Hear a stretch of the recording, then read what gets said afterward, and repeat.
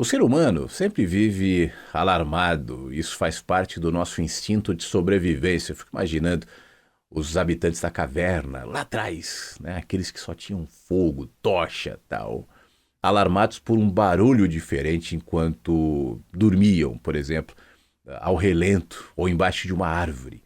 Os passos sinistros vindo ali do lado despertavam aqueles homens que talvez se posicionassem de uma maneira a identificar quem era aquele possível predador e tomar uma atitude. Isso está na gente, é instinto nosso. E com o passar do tempo, essa, essa vigília, essa expectativa de que algo ruim vai acontecer, ela foi se direcionando para outros lugares. Por exemplo, eu me lembro quando eu era criança, na época da Guerra Fria, Estados Unidos e Rússia tal, existia o medo de que o presidente ou dos Estados Unidos ou da Rússia pudesse acordar de mau humor e apertar o botãozinho vermelho que detonaria a bomba nuclear. Então o mundo vivia com essa possibilidade de ter uma bomba que pode explodir a qualquer momento e o fim do mundo acontecerá. Essa ideia de fim do mundo é outro alarmismo que a gente carrega.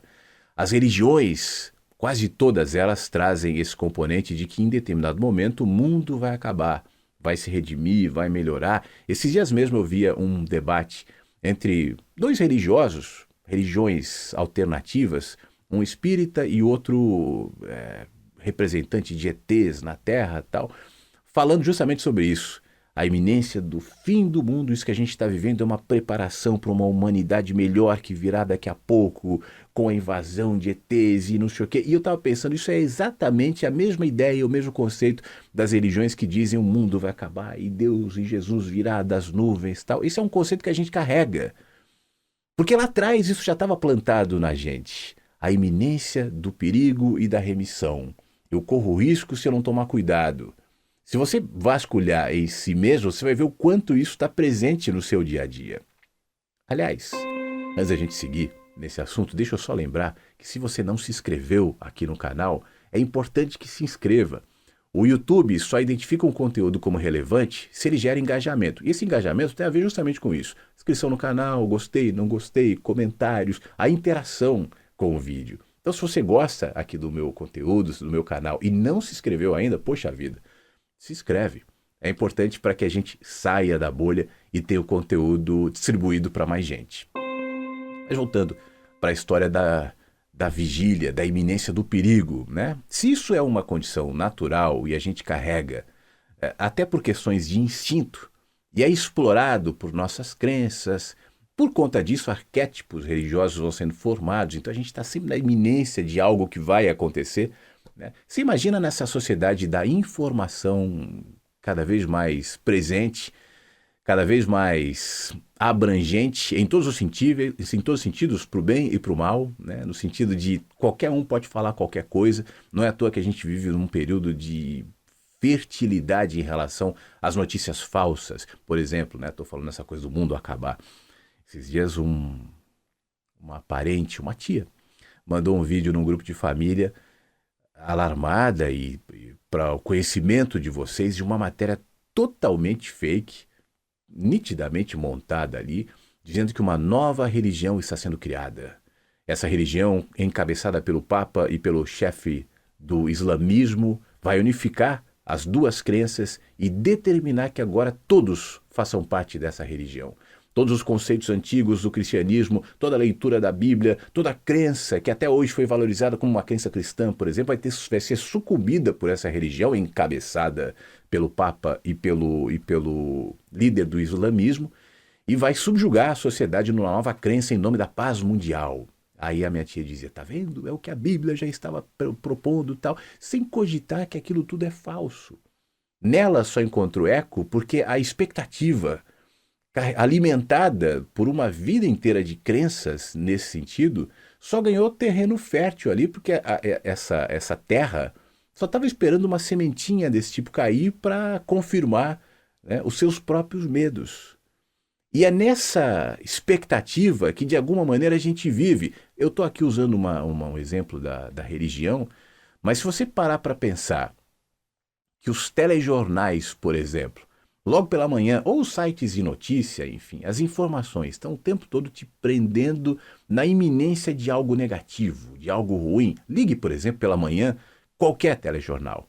Você vai ver notícias de política com viés de medo, né? Você vai ver notícias das cidades destacando os acidentes, as mortes, as enchentes e coisas do tipo, né? A gente, logo pela manhã, já se alimenta desse medo que está nos rondando. Aí você vai para um noticiário um pouco mais segmentado, mais especializado em política e tal. E o que vai ser? As picuinhas, as acusações, os medos, sempre, sempre isso. Mesmo um candidato a qualquer cargo eletivo, se colocar prioritariamente em te fazer propostas, em discutir ideias, ele não vai ter a atenção necessária. Ele vai ter que ficar ali jogando, trazendo coisas polêmicas, tal, para se manter no assunto, no noticiário, na mente das pessoas. Então, quando a gente olha para uma sociedade tão sobrecarregada, se alimentando, na realidade, dos instintos que a gente já traz, mas piorando isso, né? Você começa a entender por que a Organização Mundial de Saúde, por exemplo, olha para as doenças mentais, para a depressão, para o síndrome do pânico, como elementos absolutamente preocupantes daqui para frente. O nível de gente com problemas mentais, com depressão, só aumenta. Não só porque a gente identifica, né, o diagnóstico é feito com mais facilidade do que era feito há 20 ou 30 anos, mas como também outras síndromes, outras doenças vão sendo descobertas. Por exemplo, a gente está vindo de uma guerra. Esses últimos 2 anos, a pandemia e tudo que ela trouxe, tanto de maneira concreta ali, a doença em si, que matou tanta gente, a necessidade de se cuidar, de mudar os hábitos, de não sair nas ruas, como foi durante um período, de usar máscaras o tempo inteiro, enfim, a não informação e a desinformação proposital, promovida por governos, por conspiradores, enfim. Isso só trouxe uma carga a mais para algo que já era naturalmente difícil. Os efeitos colaterais econômicos de negócios que fecharam, né? de profissionais liberais que trabalhavam em eventos, em teatros, em shows, enfim, e não puderam mais, quanta pobreza, né? E aí isso foi desencadeando outros problemas que vai cair na política, que vai cair na economia. Então, quando a gente olha para um período, por exemplo, como esse que a gente está vivendo, no pós-pandemia, e tomara que seja realmente pós-pandêmico, o saldo é o que está. Você olha na sociedade e você vê gente que está saindo de guerra, gente com sequela, né? Gente cansada, e tem muita, muita, muita gente assim. Bom, por que eu estou falando tudo isso? Se nós vivemos um tempo naturalmente sobrecarregado de medos, de informações, se a gente olha para o horizonte, sempre tem ali uma nuvem carregada, cheia de trovões e de raios ameaçando cair sobre a nossa cabeça, e o raio vai cair sobre a nossa cabeça. Liga a televisão, veja a internet, veja, um raio caiu na cabeça de alguém na Noruega, então vai cair na minha também. A gente está convivendo com isso o tempo inteiro. Eu acho que é absolutamente necessário que nós recuperemos um valor que eu considero fundamental. Pode parecer bobinho, mas se você parar para pensar nas implicações da simplicidade, simplicidade de olhar, simplicidade de valor, você vai entender o que eu quero dizer. A sociedade não se organizaria da maneira como é se nós de fato entendêssemos o valor da simplicidade. E por simplicidade, eu não estou fazendo nenhuma referência moral. Simplicidade não é estética, não é a roupa rasgada que eventualmente eu use. Simplicidade é o entendimento de que grande parte da sobrecarga que eu aceito sobre a minha mente, sobre os meus valores, sobre as minhas importâncias, sobre as minhas ambições, são armadilhas. É desnecessário.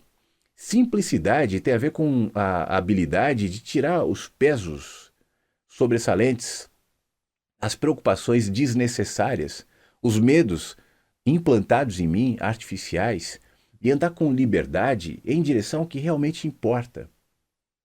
E o que realmente importa? Eu não sei se você tem o hábito de se fazer essa pergunta. O que mesmo é necessário? O que mesmo é importante para que eu tenha uma vida saudável, feliz, confortável? A resposta para essas perguntas, obviamente, não é uma só. ela varia para cada um. O seu mínimo, o seu simples, talvez seja diferente do meu, e tudo bem. Mas a questão é, no meio dessa correria, encurralado por essa sobrecarga, você tem feito essa pergunta para si próprio? Enxergar para isso e responder esse tipo de pergunta muda a sua relação não só com a sociedade, com as pessoas e consigo mesmo. Com aquilo que você consome, com aquilo que você dá importância, com as causas que você coloca a sua mente, a sua energia, a sua briga. Tudo isso se relativiza quando você percebe que é ruído, é distração. E essa distração é que nos tira do eixo, do caminho que um dia já foi nosso, o caminho da simplicidade. Eu creio que você, eu, todos nós já chegamos aqui de uma maneira simples, né? Seja o bebê rico ou seja o bebê pobre, o que vai depois mudando essa simplicidade é a cultura, é a criação, enfim, os valores que a gente vai adquirindo. Mas nós, os animais, os elementos da natureza, todos apontam para essa direção que eu repito, não é moral, não é estética, mas é de sabedoria. A gente se enganou com o tempo pensando que a sabedoria também é a aquisição, é a sobrecarga. Quanto mais informações, quanto mais cultura, quanto mais conhecimento, quanto mais cursos, quanto mais, e isso também cansa. Será que esse teu mau humor, será que esse teu desânimo, será que essa tua depressão, será que essa tua desesperança, será que isso não é só cansaço? Será que esse cansaço não tem a ver com a tentativa de carregar pesos que não estão aí para serem carregados? Eu às vezes fico pensando nas minhas questões de 5 anos, de 10 anos atrás, aquilo que eu achava que era importante, que me ocupava a mente, que me sobrecarregava, que me tirava a paz. E aí eu percebo que nesse passar do tempo, a maioria delas nem precisaria estar lá. Outras que realmente aconteceram, que foram situações ruins, aconteceram de outra maneira e eu tentava antecipar preocupações e finais tristes, enfim, que de fato não aconteceram. Isso tudo era alimentado por um mundo que é feito para te manter ocupado. Além das ocupações, das preocupações, tudo bem que nós temos, o mundo é constituído assim. Seja na publicidade, no jornalismo, seja nas brigas políticas, tudo te mantém ocupado, tudo te mantém combativo, tudo te mantém nas cordas, encurralado, para que então você não tenha tempo. E essa é uma questão importante para a gente encerrar aqui. Você não tenha tempo, você não tem o hábito de parar. Você não precisa de ninguém. Pelo menos não como se vende assim. Você não precisa da religião, você não precisa dos deuses, você não precisa dos santos, dos espíritos, dos gurus, você não precisa do político, você não precisa do Lula, você não precisa do Bolsonaro, você não precisa do teu chefe. As suas escolhas vão te acompanhando aí no caminho, mas antes de qualquer coisa, você precisa se aquietar e entender de fato o que é importante, o que é valoroso. O que realmente você precisa? Uma vez que você faça isso com coragem, com honestidade e de verdade, você vai perceber que grande parte das sobrecargas, dos pesos, dos castelos, das importâncias, dos pensamentos que minam a sua energia e muitas vezes te encurralam em determinadas direções são só distrações. Faz tempo que eu não falo isso, mas aquiete-se. Pouca coisa é necessária. E a simplicidade é um valor absolutamente fundamental para que a gente alcance a sabedoria. Qual é o seu mínimo? E o que é necessário de verdade para você? Responda essa pergunta e vive em paz.